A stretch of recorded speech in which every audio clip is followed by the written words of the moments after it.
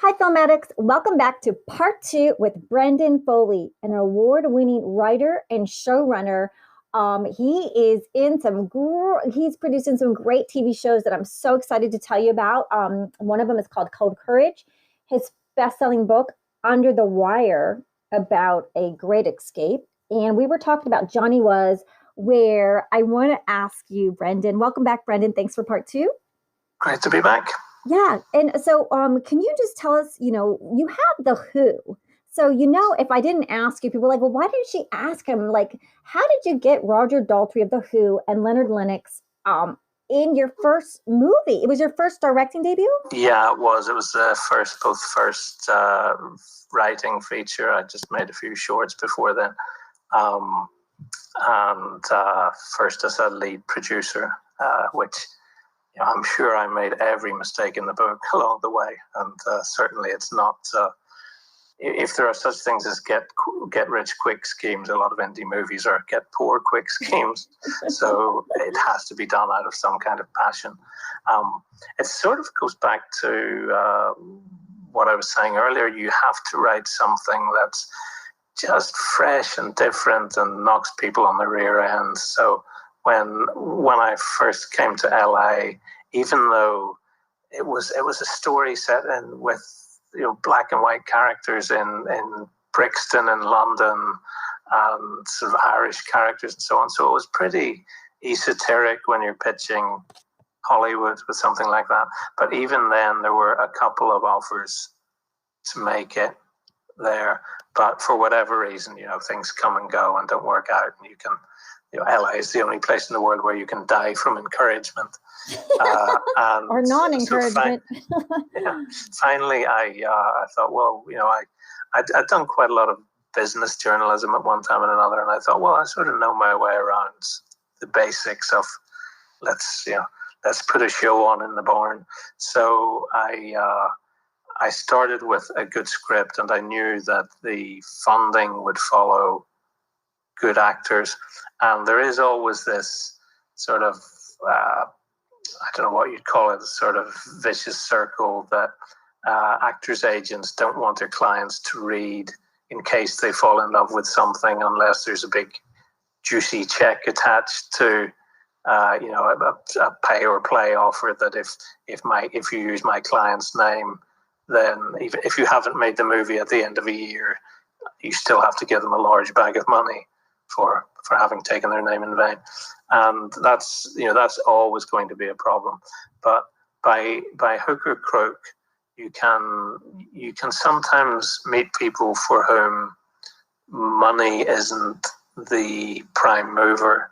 So in this case, for instance, I'm sure Lennox Lewis, having become world champion, was not down to his last few dollars. So actually what he would be being paid for a movie would be much less important than someone giving him a really great role.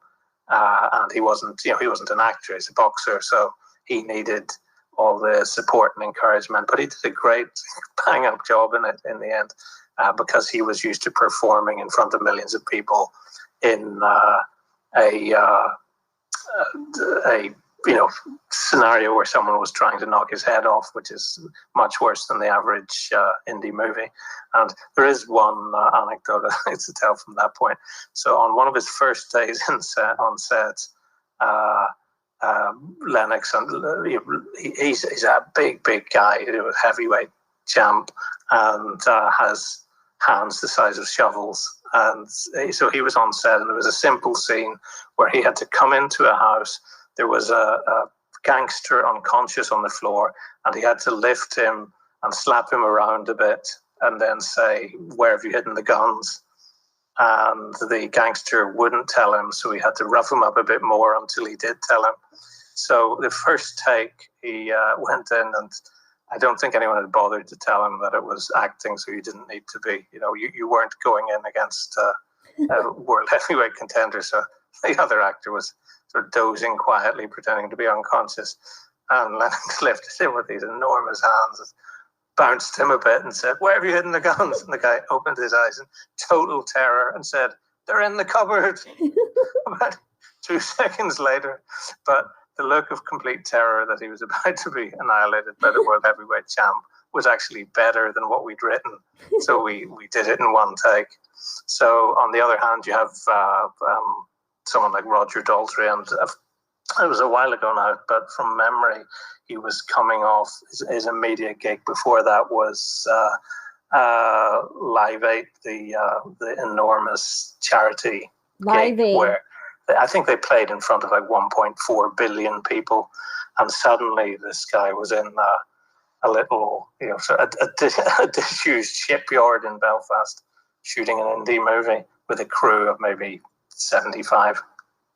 And surprisingly enough, he was brilliant, but he was quite nervous at the start doing that. And I felt like saying to him, "You were just on stage in front of 1.4 billion." And he just said, "That's different, isn't it?" So I sort of sympathized with that. But he gave, to my mind, one of the best, most menacing performances in the movie. And it was all held together by Vinnie Jones, who did it because he wanted a chance to be a real lead and to show that he could act.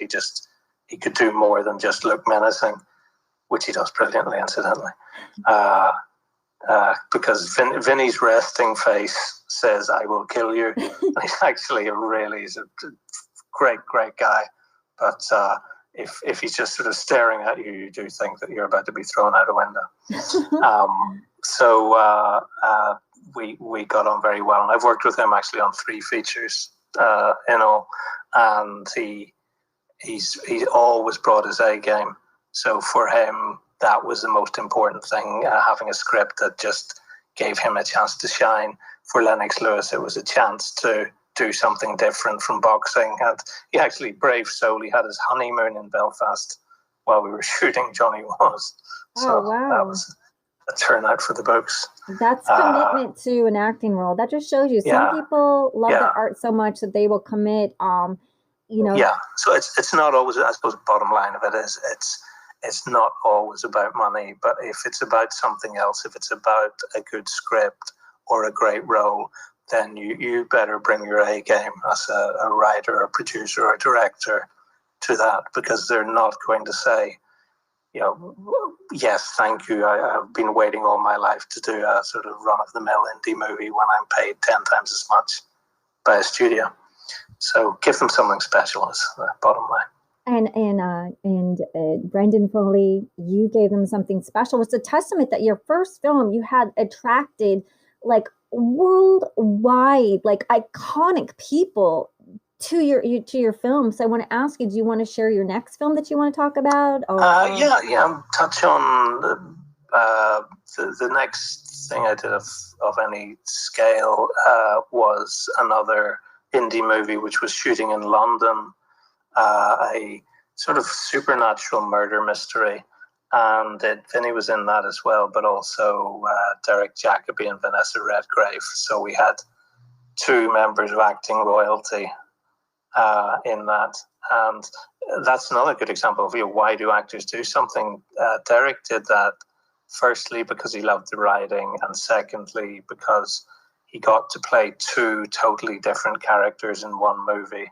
And one is a present day tramp who's beachcombing along the River Thames foreshore, and the other one is Charles Dickens. The basic plot is that someone discovers what seems to be an unpublished novel by Charles Dickens, which is worth millions, and there's a series of murders that follow its discovery. So for him, it was really interesting playing 2 different characters in one movie, which has been done a lot since then and sometimes before then. And he loved Charles Dickens and he loved the dialogue. So he got to read out sort of a reinvented imaginary Dickens novel in part of it, and he loved that. So everyone has different reasons for doing so. But I know one of the things we talked about a bit earlier was sort of any crazy stuff that happens on set, and the closer you are to sort of fly by the seat of your pants indie movie making, the more things like that happen. But I recall vividly, we were so grateful to have someone of the standing of Sir Derek Jacobi, just amazing actor in this role. And when we were getting ready for a night shoot along the River Thames, and we didn't have enough money to redo things endlessly, so it was a few takes and you were out and you had to get it in that time scale. So when we were preparing, and we had maybe a crew of 70 or 100, and so it was a fairly sizable even nighttime shoot. And so we had all our lights and the great Thames foreshore and sort of Dickensian London as our backdrop.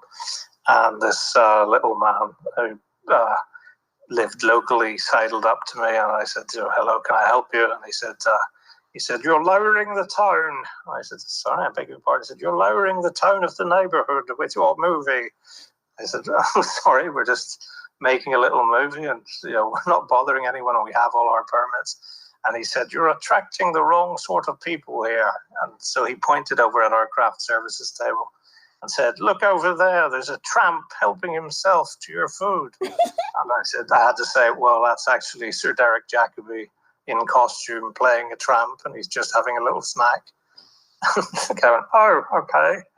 Sidled off again. But you get a lot of that when you're on location. And it sounded so English the way he spoke to you. You're lowering the tone, like so proper, you're lowering the tone of the neighborhood. Well, don't come to Los Angeles. It was very Monty Python. So so a lot of stuff like that happens. And I'd say for a lot of people aspiring to make indie movies, it's the only thing that I don't want to be Debbie Downer here, but making indie movies is a passion. It's just not a business. It's not a sustainable business model at all. So there's 1,000 people trying to do it for every person succeeding in it.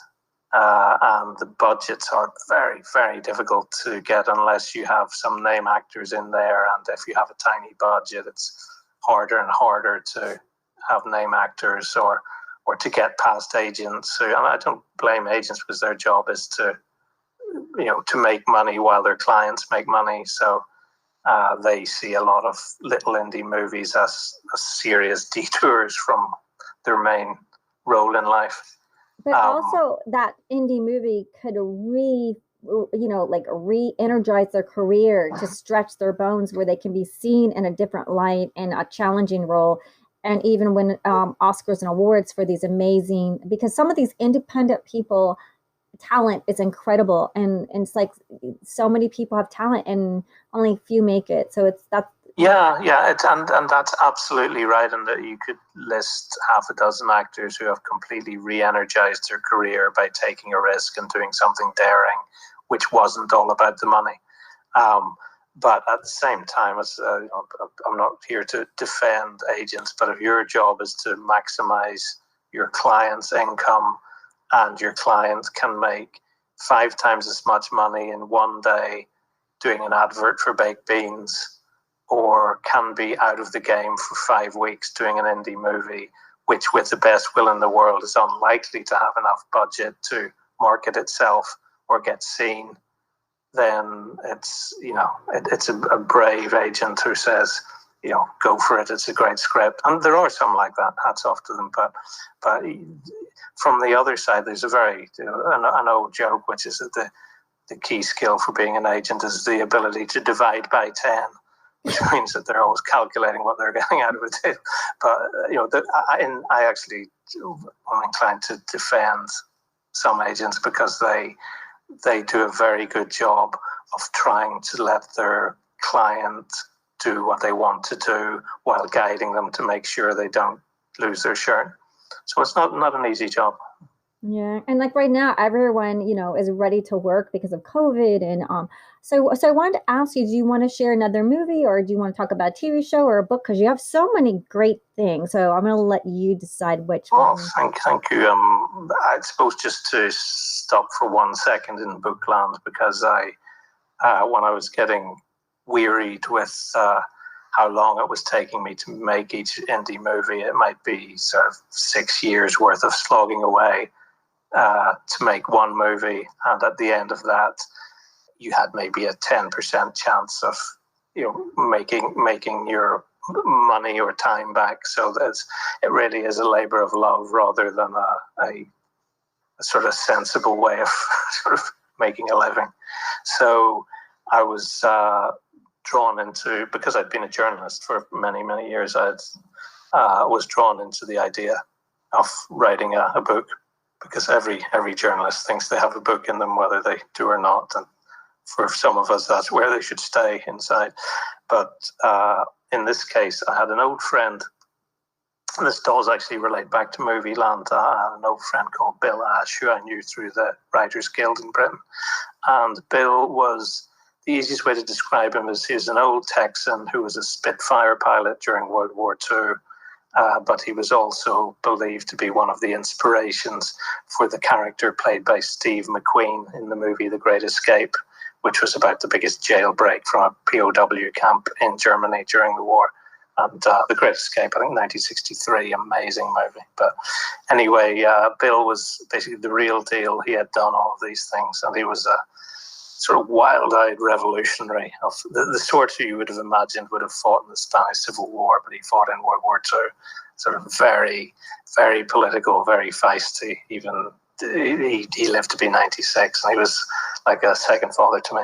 So I wrote his life story, which I originally set out to get it made as a movie and then as a TV series. I was sort of banging my head against a brick wall. So I thought, in the meantime, well, I actually have, I've done all the research, so I'll write it as a book. And I was very fortunate because I had a great agent, Robert Kirby, who took an interest when he didn't have to. And he took it out, and it sold to Random House, Transworld Random House. And if you have a big name like that behind something, it can really push it. So it was one of the most exciting times of my life when we were doing the press for it. And it was just when sort of Amazon was coming to the fore. And while we were doing an interview with the BBC, I had the Amazon page open, and I could see it climbing in the charts and the sales in real time every time I refreshed. So that made me think a lot about the power of the press and success or failure. And Bill was delighted because it was the first time anyone had paid much attention to him since World War II. And he was just delighted at all the book launches and the razzmatazz. So because of that success, then a lot of the people who had been turning me down on the film and TV series front suddenly came back and said, "Oh, that's a really interesting book. Have you ever thought of turning it into a movie?" I said, "No, it never occurred to me." So we're talking to people now about the possibility of it being a mini series. Which is great. But just to say again, for people who are sort of thinking, how the hell do I get some kind of handhold in this industry? Sometimes you have to take a detour and have some patience to find a way of attracting that attention. And it could have been that if a big publisher had turned it down, the same book would have gone to a little publisher and sold, I don't know how many it sold now, maybe 300,000 copies, but it could have gone to a little publisher and sold 30,000 copies if I was lucky, or 3,000 copies. So there's a big element of luck in all of this, and it's just like one phone call can make the difference. As they say, 1 minute you're a rooster, the next minute you're a feather duster. Mm-hmm. So just take advantage of it when it does come.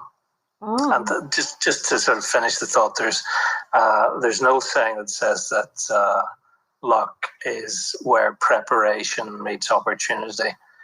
And I think that's incredibly true in the film and TV world. So you have to be ready. You have to have really honed your skills.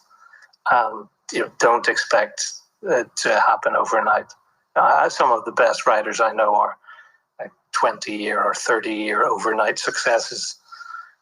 And you can actually learn from those mistakes and do that time.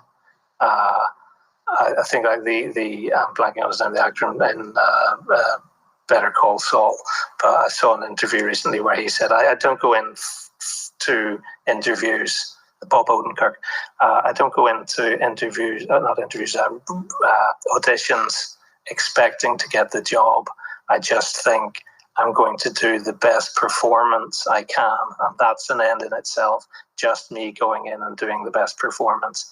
And if a job comes out of it, that's amazing, and if it doesn't, I've done what I went to do. And I thought that was such a healthy attitude to have. And obviously you have to pay the bills along the way, but I think actors are used to being sort of heroic at making ends meet while they give it a shot. And unfortunately, there's always going to be more people giving it a shot than succeeding.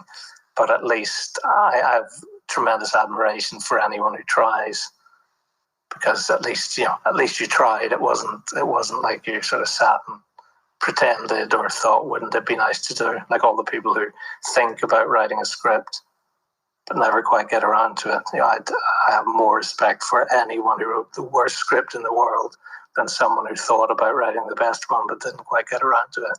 Yeah, and I have to just say, Brendan, the luck of the Irish is with you, because you do a book and it gets picked up at Random House and it becomes a bestseller.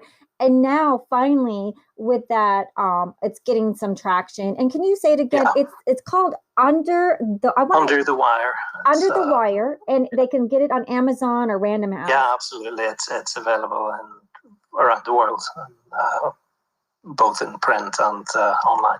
And it's about that great escape with your friend. So it's basically about this larger than life American who he was like Roadrunner on European tour, he escaped 13 times from the Nazis across Europe on his own unauthorized tour. So it's actually funnier it's harrowing, but it's quite funny. He escaped 13 times, man. He had some luck of the Irish too. Can you just, wow, what the tenacity and the focus of him. I mean, he was, at one point when he was recaptured, he once was put on trial for his life by the Gestapo, and he said, "You can't shoot me, I'm a prisoner of war, protected by the Geneva Convention." And the Gestapo said, "But we don't think you're a real prisoner of war, because we have this map of where you've escaped from, and no one can have escaped that often who is just a normal prisoner of war. So we suspect that you are a professional escapologist, probably from a circus, who was parachuted in to train the others and run around Europe." And in Bill's defense, he said, "Didn't it ever strike you that I might just be very good at escaping, but terrible at getting away?" So that was why he wasn't shot. So it's a fun read. I miss him. I miss that sort of. It was just such a larger than life generation who I think once you had been through those events in wartime, nothing frightened you anymore, and you weren't too afraid of walking on the grass, because you thought, well, what can you do to me? You can't shoot me. Oh, wow. That was fun. So anyway, it was a little sort of segue into the land of books, and I've written a few others. But from that, I've just been incredibly happy segueing into TV. Just being very lucky, just coming into it with enough track record to have a bit of traction while the industry is booming and the streamers are so hungry for good content that they'll give more, they'll give you a second glance to. It's never going to be easy, but at least now there's just more volume that needs to be filled. So there's more development and more production coming from that. So it's actually quite a good time for people who are trying to break in. You'll get a second look where maybe in 5 years' time you wouldn't, because the industry will formalize itself again and have more gatekeepers trying to keep these pesky writers and directors at bay and on the outside. So if you're going to do it, now's a good time. And which, speaking of, so your TV show, can you talk about the Cold Courage? Sure. Yeah, sure. And also Cold Courage is. I do quite a lot of work in what's called Scandi Noir, or with Scandinavian or Nordic countries. So Finland, Sweden, Norway, that part of the world, and they're quite famous for shows like Borgen and The Bridge and Wallander, sort of crime stories, essentially, a lot of them, and they tend to be quite dark and twisty and angst-ridden and a lot of things happen at night.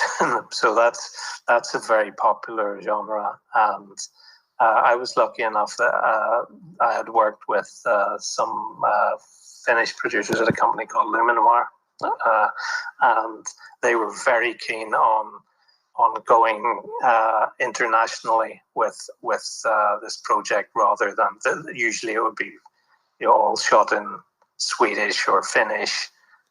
It would be like a local gem, but they wanted to play in the world stage, so therefore it was going to be in English. So myself and one other writer wrote the first season. A company called Viaplay, who are a fantastic streamer company. So if you can imagine something like sort of like Netflix for Scandinavia, they're this little engine that could really doing amazing things in the Nordic region. So they backed it, and from them backing it, then Lionsgate came on board, and I was so impressed with the way Lionsgate worked the way through it. Every time there was a problem to overcome, or just the challenges of producing, they were there, and hats off to them. A guy called Mark Lorber particularly. And so from Lionsgate then, both co-producing and selling internationally. So it then sold to BritBox, which is a UK streaming service owned by the BBC and ITV, I think 50-50. And from there, just in the last few weeks, it sold to the US market, to AMC Plus, which is a fantastic place to be. So the first episode's on, I think the first 3 episodes drop on, I think it's March the 11th this year, 2021. So it's very twisty. I hope that people will like it, but it's not necessarily your cup of tea if you're used to sort of plotty procedurals. It's much more dark. It's about current politics, and anyone who's lived through the last couple of years will recognize some of the characters in it. So it's sort of ripped from the headlines, if you like, that sort of world. And I'm pleased that it's doing so well, because it makes it easier to go on to make future ones. So with the same people, I'm just working on a fantastic thing, which is called The Man Who Died, which is it's sort of in the vein of the Coen brothers. It's I won't spoil the plot, but we're hoping to get that into production very soon, over the summer. And so there's just a lot of stuff cooking on that. So I for all of our listeners, it's called Cold Courage. And also, I want to quickly talk about, you are an international judge for the Emmy Awards. Can you tell us how that came about? Yeah, I'm very proud. I've judged it at a number of different levels. One of my favorite times was doing the semi-finals in China, of all places. So that was a really interesting experience, being surrounded by Chinese actors and directors while judging material from all over the world. At other times, you're simply watching at home and wading your way through a lot of drama. And if just to end on the same point I started at, doing something special, when you're wading through maybe 20 entries and you just have enough time to do it, then if you get something really good, it just stands out head and shoulders above the rest. And you're so pleased as a juror to be able to recommend it or pass it on to the next stage of judging, that you just want to hug whoever made it, because you maybe seen some of the others 14 times. So just do something fresh is my parting shot. Brendan Foley, where can they keep up with you? Do you have a Facebook page or? Yeah, you can say hi on Facebook, or there's a website, www.filmfoley, filmfoley.com. So yeah, welcome anyone saying hi. I don't always have time to send a fulsome reply, but I'll gladly say hi to anyone along the way, and if I can help, I will, because people helped me along the way too, and hopefully will continue to do so. Oh, so thank you so much, Brendan Foley, for being here. Foley Films, right? FoleyFilms.com. Foley, yeah, I think it's Foley Film, just singular.